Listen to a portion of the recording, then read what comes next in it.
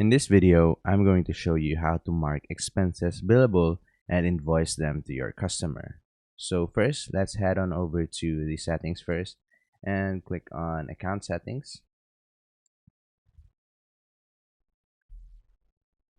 And then let's head on over to the payments or the expenses. Then click on bills and expenses and make sure that make expense and items billable is checked. And you can also put in a markup with a default rate of 10%. And you can also put in track expenses and items by customer. Then click on save. So now what we're going to do next is we're going to head over to the expense page and set up an expense. So now we'll be choosing the who will be paying and click on George or any of the example that you have.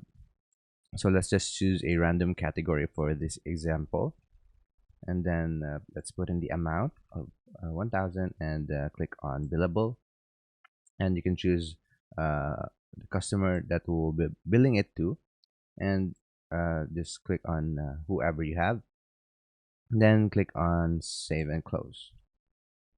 Okay, so now what we're going to do next, if you're ready to invoice them to your customer, click on new and go to invoice, and then select a customer, and then you will automatically see the pre-saved expense in the right side. Just click on add for the billable expense and it will automatically add it to this invoice. So after you've done that, just click on save and send, and that's about it. That's how you mark expenses billable and invoice them to your customer.